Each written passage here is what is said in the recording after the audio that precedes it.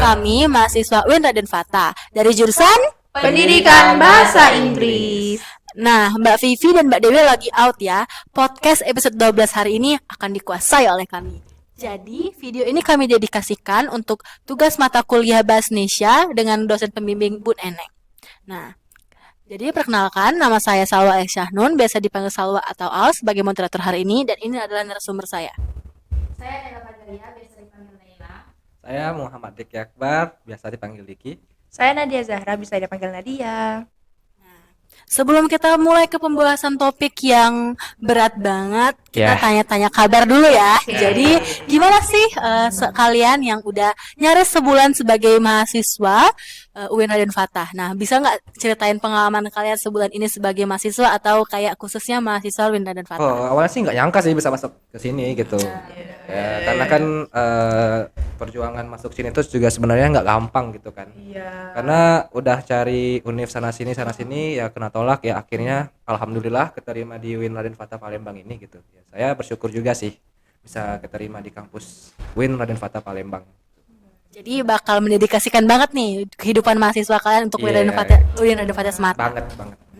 Untuk Naila sendiri lulus UIN Raden Fatah melalui jalur apa ya?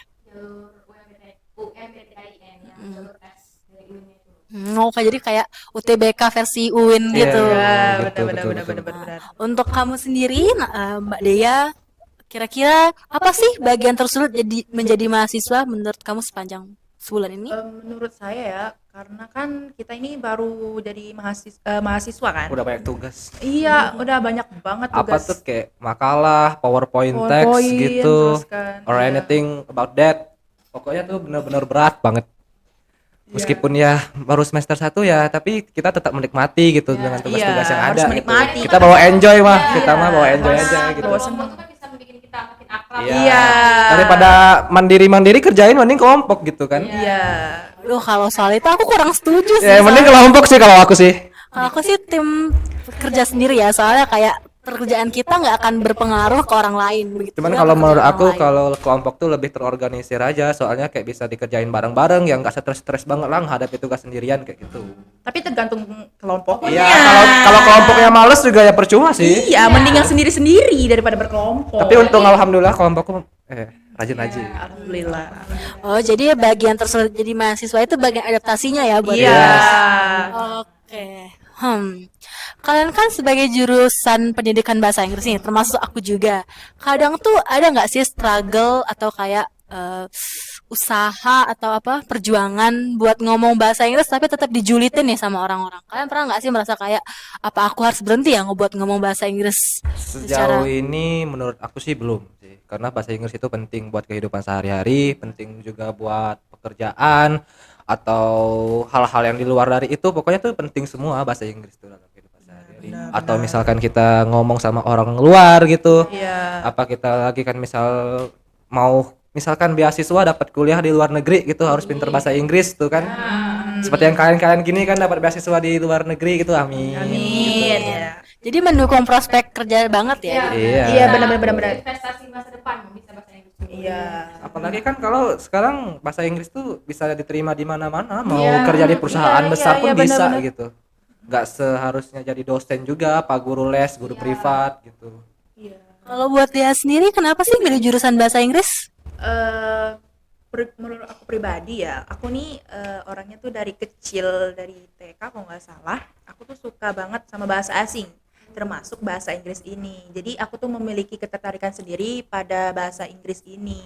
Jadi pas kuliah aku pilih jurusan bahasa Inggris. Jadi biar lebih bisa belajar banyak gitu loh, biar buat kedepannya. Kalian gimana sih nanggepin orang yang kira-kira pas kalian ngomong bahasa Inggris dianggapnya enggak mencintai bahasa Indonesia? Itu tuh orang yang SDM-nya rendah. Oh, it's so Mereka tuh yang berpikiran itu tuh kayak berpikiran hanya cuman mikirin cintai tanah air ya, tanpa melihat cintai tanah air tuh cuman bukan sekedar batas apa sih namanya, cuman ngomong Berbahasa. bahasa Indonesia doang, mencintai produk lokal doang ya. Kalau bisa ya kita juga kenalin produk kita ke luar negeri gitu loh ya. Dengan cara itu juga kita harus bisa berbahasa Inggris dong. Ya, membawa benar. perkembangan Iya gitu loh. Orang kita negara Indonesia ini ya penduduknya masih rata-rata ngomong bahasa Inggris itu masih di bawah persentase, masih di bawah rata-rata semua. Beda banget sama orang Singapura, Malaysia, Brunei itu udah bahasa Inggrisnya udah yang level top semua gitu loh. Iya, iya. Padahal mereka juga negara maju Padahal mereka ya. juga negara sama kayak kita, Melayu gitu kan rasnya. Tapi bahasa Inggris mereka tuh kayak wow banget gitu loh dibandingkan sama kita kayak gitu. Jadi karena mereka mau belajar. Iya, karena mereka juga mau kita kan belajar. Indonesia kan katanya literasinya itu kurang. Iya, masih Iya, kurang. kurang. Dikit sih peminat baca buku sekarang.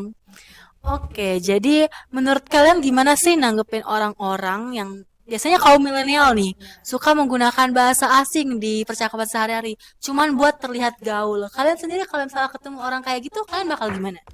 Jujur nih keren sih, lumayan sih keren sih. Soalnya aku juga bahasa Inggris ini kan tahu dari musik, main game, atau nonton film. Ya kalau ngelihat orang ngomong kayak gitu tuh seru aja gitu dalam Iya, bahasa iya, gaul iya, kayak iya. nggak formal-formal banget. Karena kan kita juga mengikuti perkembangan zaman kan. Zaman, Udah iya. tahun 2023 masa masih formal cara Iya, ngomongnya. eh, Ya, tapi jangan terlalu frontal banget juga lah. iya. Berarti penggunaan bahasa Indonesia yang baik dan bener aja ya, tahu Iya, tempat. tapi ya pakai dicampur-campur bahasa gaul gitu kan biar lebih apa sih bervariasi lah kehidupan di dunia ini gitu. Tapi kalau misalnya kita pakai bahasa gaul tapi kita salah Mengartikan. mengartikan gimana? Sebenarnya sih kayak agak gawat juga sih kalau dalam salah mengartikan ya. Soalnya kalau dilihat-lihat tuh banyak kayak bahasa serapan jadi kayak bahasa yang katanya slay malah konotasinya negatif banci. Padahal sebenarnya slay itu sendiri kan dalam bahasa Inggris konotasi yang keren ya, bahasa Iya. yang keren. Mm-mm. Terus Setelah itu kayak lembut gitu enggak sih? terus aku mau kadang slang bahasa Indonesia yang kalian oke. Slang bahasa Indonesia yang paling kalian sukai. Kayak misalnya nih Which kayak is bukan bahasa Indonesia ya, bahasa Oh, Indonesia. oh, sorry, Kayak- sorry, kayak sorry. anjir, YYT, Iya, yang iya, iya, iya. YYTTA, yang tahu-tahu aja. Atau kalian paling suka slang bahasa Indonesia yang mana nih? Bejir. anak membat, betul sumpah. Ya mesti kayak Anak membat. tapi kayak slebel itu slebel kalian masih belum tahu ya artinya apa, tapi kayak slebel tuh enak banget setiap keadaan. Iya, setiap keadaan. Ketika ada gitu kata-kata slebel tiba-tiba muncul di Iya, sosmed iya. apa? Slebel. Slebel tuh apa gitu kan tanpa maksud dalam artiannya tuh apa gitu loh. Tapi kalau aku mengkonotasikan slebel tuh kayak mau mukul orang sih. Gue slebel nanti lu. Nah, itu bahasa Betawi kalau istilahnya tuh kan kayak aroma-aroma itu nada-nada orang-orang Betawi kayak gitu kan. Slebel. Orang Tangerang kayak gitu. Karena kan aku juga tahu slebel itu dari sosmed tuh kayak slebel itu apa? Kan aku sebagai orang Palembang kan juga apa sih agak bingung kan Iya. dengan bahasa yang baru slebel kayak itu. Ya aku mungkin ya sebagai penikmat aja gitu kan, penikmat sosmed ya udah like ngikutin aja gitu sesuai dengan perkembangan yang ada kayak gitu. Kalau dia sendiri slang bahasa Indonesia yang paling sering dipakai tuh apa? Apa ya? Kalau aku juga suka bejir sih sebenarnya karena Ini boleh gak sih kita Ancrit, post di itu? ancrit. ini maaf ya Bu Neneng, tapi kami bahasanya berusaha dibuat cair, jadi begini lah bentukannya. ya aku suka bejir sih. Kalau ada apa-apa kan ada momen-momen tertentu gitu tuh kadang-kadang suka kayak kepikiran Kayak kaget misalkan kaget. Bejir. Begitu. Iya, bener. Daripada ngomong yang enggak-enggak, jadi Iya. kayak Bejir. Tapi bejir itu sendiri maknanya apa sebenarnya? Ada yang sebenarnya tahu nggak? sebenarnya kayak batasan dari anjir, sebenarnya nggak baik juga, tapi kayak istilahnya Lebih ngomong kasar ke versi halus. ngomong kasar tapi halus lebih Iya, dimodif lagi lah kayak Iya. motor dimodif kayak gitu. Lebih halus lagi. gitu kan, lebih Kayak halus. istilahnya maaf banget, goblok tapi goblin. Nah, gitu ya kan. Terlalu jauh banget. Tapi ya daripada ngomong kotor sih kan, daripada ngomong mending. jorok gitu. Kalian kan sebagai jurusan bahasa Inggris nih pasti sehari-harinya bakal ngomong bahasa Inggris dong. Of Terus course. menurut kalian sampai akhirnya seandainya nih kalian keterima kerja di luar negeri, menurut kalian tetap kenapa sih kita tetap harus mengutamakan bahasa Indonesia? Karena ya Karena kita itu sebagai bahasa ibu kita. Bahasa sebagai ibu kita meskipun hidup di negara orang, kita juga harus ingat sama negara sendiri. Iya. Gitu. Sama bahasa sendiri juga. Meskipun kita berada jauh di negara orang, tapi Harus tuh ingat sama ya kampung halaman. rasa nasionalis tuh masih ada. Nggak tunggal ika banget. Iya. Udah. Banget. Mengenalkan negara kita ke negara orang kayak Malah boleh. bahasa Indonesia tuh kayak sekarang udah masuk di beberapa negara, misalnya Iya. Korea Selatan, Australia, Jadi iya. jurusan. Iya, Jepang. Jurusan di luar negeri tuh. Iya, perguruan malah bahasa Indonesia. malah universitas-universitas di luar negeri yang ada prodi bahasa Indonesia tuh sampai datengin orang Indonesia langsung gitu loh. Kayak misalkan di Jepang tuh benar-benar ada dosen dari orang Indonesia, di Belanda juga gitu loh. Kayak jangankan bahasa Indonesia tuh dia udah mendunia juga termasuk. Meskipun kita kayak orang-orang kita ngomong berbahasa Inggris, tapi kita bahasa Indonesia juga dikenal sama negara orang gitu, negara luar gitu. Jadi bahasa Indonesia kan bahasa persatuan ya. Nah, di momen apa sih Naila tuh bangga banget Pak, menjadi warga Indonesia dan menggunakan bahasa Indonesia? Kapan tuh kira-kira momentumnya? Waktu aku ingat waktu Presiden Barack Obama pidato di Universitas Indonesia tahun 2011, dia ngomong pulang kampung nih gitu, itu bangga sih kayak gitu. Sama kayak dia ngomong makan sate, bakso gitu kan, mie ayam gitu. Jadi menundia banget ya bahasa Iya, Indonesia. mendunia banget sampai kayak Presiden Amerika Serikat pun tahu gitu sama bahasa Indonesia. Dan itu tuh benar-benar suatu menjadi kebanggaan buat kita sebagai warga negara Indonesia seperti itu. Nah, kapan sih momen paling membanggakan Naila sebagai orang Indonesia dan menggunakan bahasa Indonesia? Jadi menurut aku pribadi kan ada pepatah tuh kayak ngomong di mana tanah dipijak di situ langit dijunjung. Nah, aku merasa bangga banget menggunakan bahasa Indonesia itu karena aku sadar kalau lidah orang Indonesia itu mudah banget beradaptasi dengan bahasa luar. Bener sih. Bener. Iya, iya. benar. Setuju. Buat semboyan ini kan ada semboyan utamakan bahasa Indonesia, letarikan bahasa daerah dan kuasai bahasa asing. Gimana sih tafsiran kamu mengenai semboyan tersebut? Karena ya kita ini kan Indonesia ya, atau biasa disebut dengan Nusantara yang terdiri dari beberapa 34 provinsi di Indonesia ini ya. Ya udah pasti kan karena warisan dari nenek moyang bangsa kita itu sendiri yang berbagai macam budaya, suku, agama, sama ras itu tuh benar-benar suatu apa ya keberagaman Indonesia banget ya. Maka dari itu kayak kita punya bahasa kesatuan, bahasa Indonesia karena bisa menghubungin antar orang-orang, misal orang-orang Jawa ngomong sama orang Sumatera ngomong sama orang Papua ngomong sama Kalimantan ya. Jadi kayak benar-benar nyatu gitu loh, meskipun berbeda-beda bahasa, agama, suku ataupun ras gitu loh. Jadi balik ke semboyan Bhinneka Tunggal Iya, Ika iya, ya. iya. Aku juga setuju sih, kayak bahasa Indonesia ini bahasa pemersatu banget dan membantu kita berkomunikasi dengan orang sesama orang Yang Indonesia. bisa dimengerti banget gitu. Terus banyak juga memang kosakata yang dibuat tuh sesuai sama lidah kita. Jadi Iya. lembaga bahasa Indonesia semangat dan Anda mantap. Mantap. Kecil. Betul. Kalian tahu dong sama semboyan Bhinneka Tunggal Ika yang udah kita sebutin tadi. Iya. Gimana sih pengalaman kalian buat mengamalkan tuh semboyan tersebut dalam kehidupan pribadi kalian? Ada cerita nih? Ada cerita nggak tuh? Siapa tuh yang punya cerita? Aku mulai dari aku ya. Coba dari Salwa dulu deh. Aku tuh jadi dulu tuh kurang fasih berbahasa Indonesia karena kebetulan mama sama papa itu suka banget pakai bahasa daerah. Sampai akhirnya aku tuh menemukan salah satu channel YouTube yang dimana isinya tuh bahasa Indonesia dan banyak banget istilah-istilah yang kurang aku ketahui. Nah, kalau kan bahasa Indonesia tuh kan suka pakai o ya, kayak pucuk atau kayak ambek dewe, pokoknya pakai Bahasa kita. iya Bahasa bahasa kita. daerah, Nah, iya. tapi pas aku lihat di sana kayak bahasanya tuh nyaris sama tapi kayak seiras tapi nggak sama gitu loh. Jadi akhirnya aku sadar, oh ternyata aku nih tinggal di Indonesia. Mana anak kecil kan nggak tahu kan istilah Indonesia. Jadi kayak Betul. setelah aku lihat-lihat lagi, gimana sih aku bisa sepintar orang-orang di situ, bahasanya bisa seberbobot dan senyaman orang-orang di sana. Akhirnya aku menyadari, oh ternyata ada juga orang yang berbahasa daerah kayak aku, yang punya bahasa daerah yang lain daripada aku. Jadi kayak, oh gimana sih cara aku komunikasi sama orang itu? Padahal kami kan bahasa daerahnya berbeda. Ketemulah istilah Bhinneka Tunggal Ika ini pas aku kelas 3 SD. Aku sadar, oh penggunaan bahasa Indonesia itu ada. Jadi Iya. akhirnya belajar bahasa Indonesia yang formal dari buku-buku Karena iya, pelajaran. udah dari SD itu kan kita udah diajarin bahasa Indonesia. KKN ya, gitu. pelajaran. Kalau kata Bu Neneng sendiri di pembelajaran bahasa Indonesia waktu itu, ya ada orang-orang yang berkumpul dan akhirnya saling setuju buat gunain bahasa Indonesia Iya. sebagai bahasa persatuan biar Iya, iya, iya. ngomong satu Ngerti. sama lain. Heeh. Meskipun mereka daerahnya beda-beda. Kayak yang udah disebutin sih, aku yakin kita semua punya visi dan misi yang sama sebagai orang Indonesia, apalagi untuk berbahasa Indonesia itu sendiri. Nah, kembali lagi nih, gimana nih pengalaman kalian menerapkan semboyan Bhinneka Tunggal Ika dalam kehidupan kalian?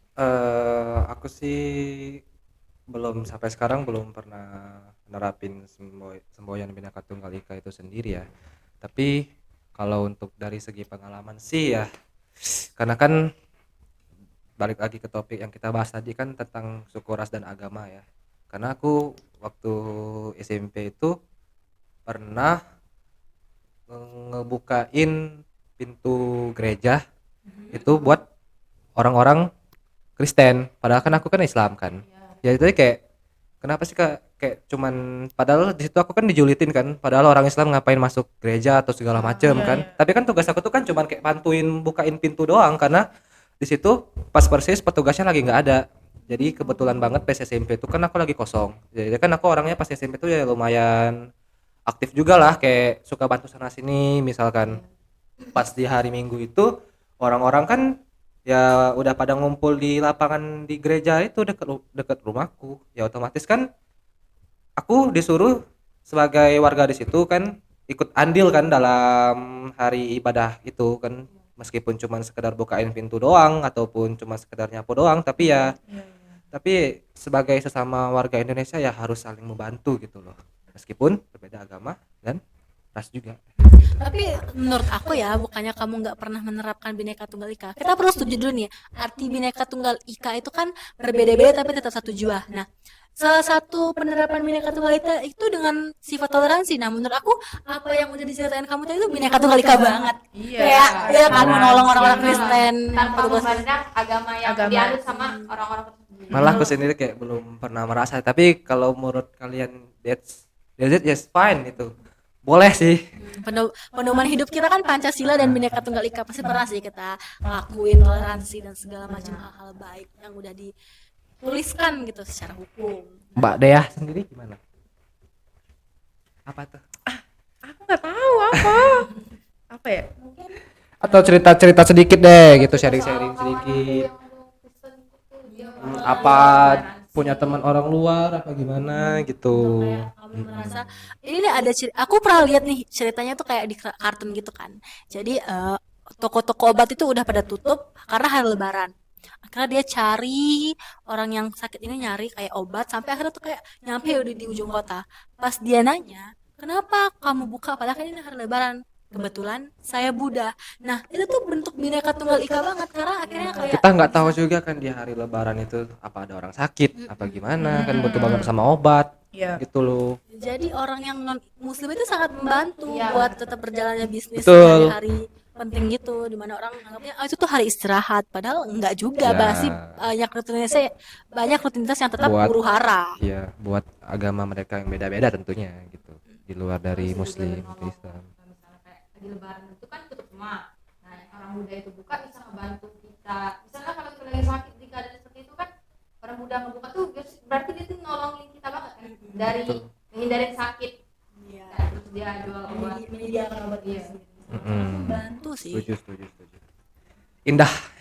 Perbedaan itu indah Iya. kalau kita bisa saling mengerti. Tapi sayang banget sih orang-orang tuh masih banyak yang berpikiran, "Oh, kamu agama ini jauh-jauh jangan deket-deket sama aku," gitu misalkan. Misalkan dia orang Kristen jauh-jauh jangan deket-deket sama aku. Aku jijik sama kamu gitu. Ya suka.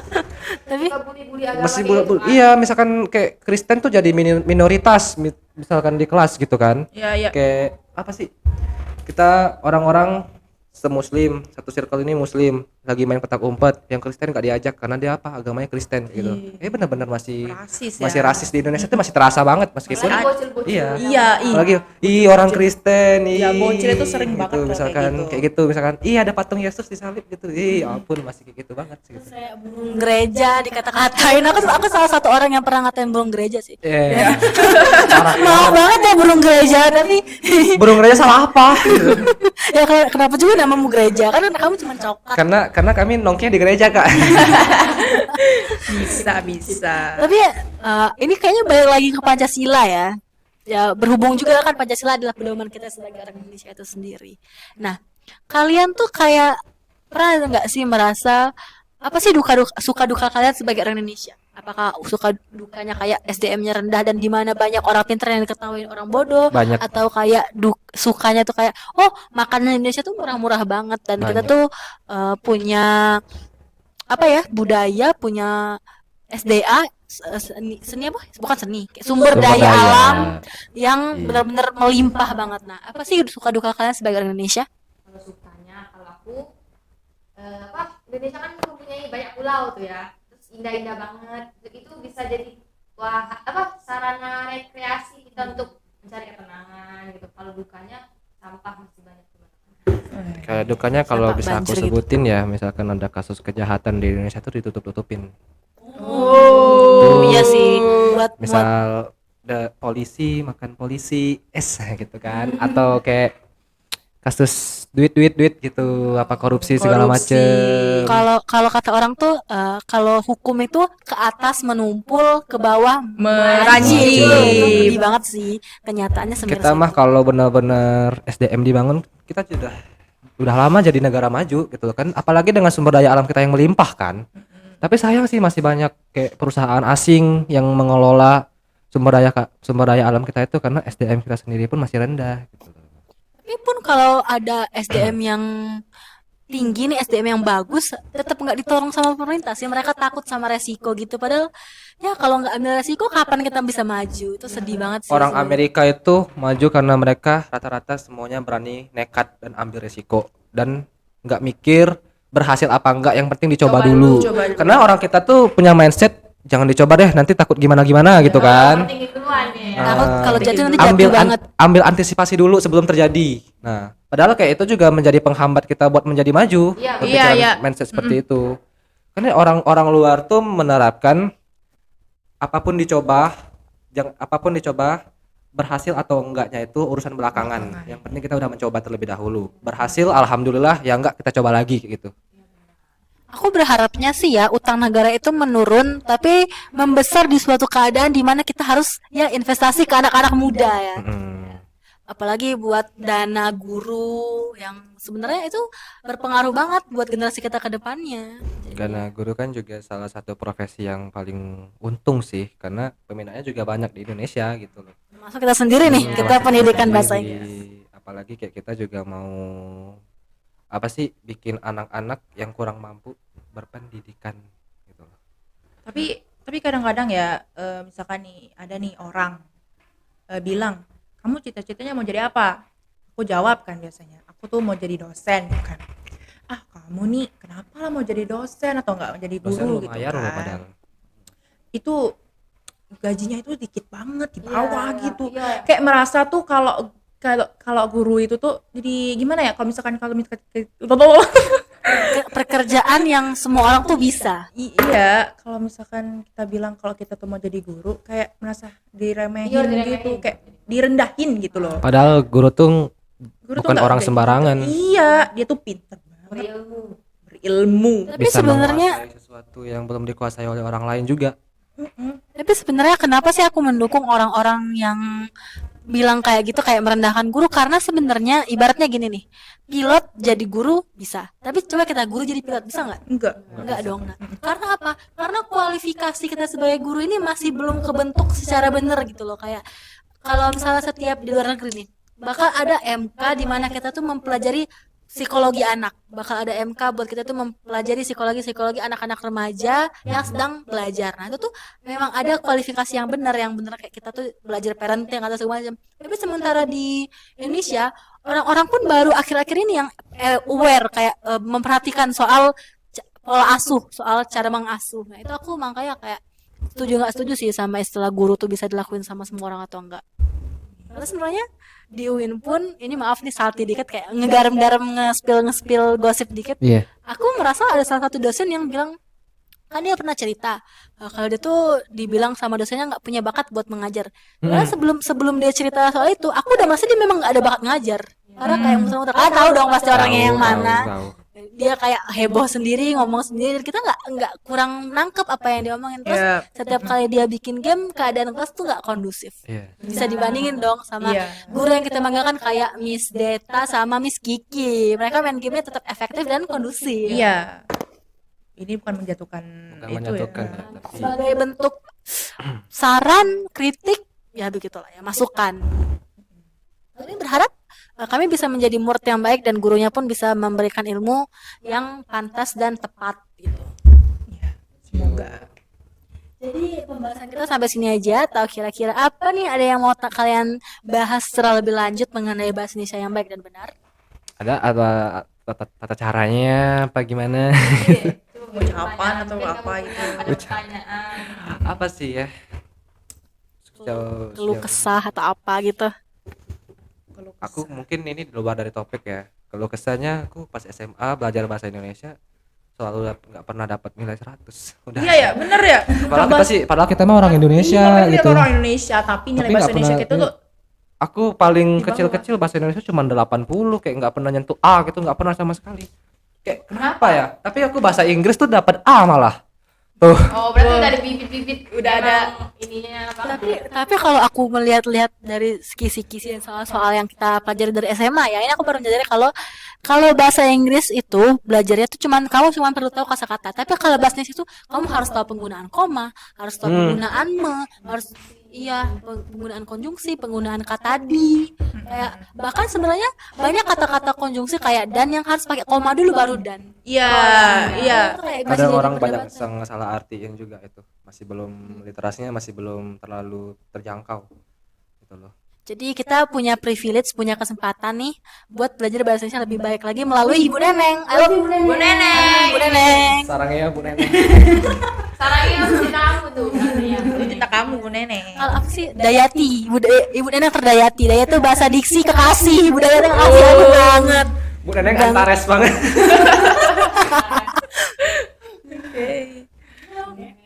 Antares, tahu Antares? Nama film. Dan aku pikir kayak ada artinya gitu. Iya, aku pikir ada Antares Itu artinya. kayak diambil dari nama Wattpad tebal banget. Antares Oh, maksudnya- luar biasa, amazing.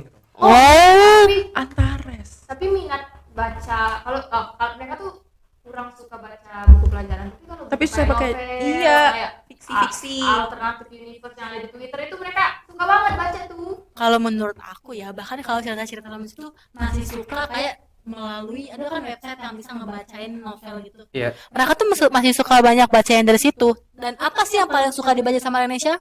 Gosip. Gak usah jauh-jauh, kasus Oklin, cerita-cerita horor yang akhirnya dijadiin film Oh my itu god. bahaya banget.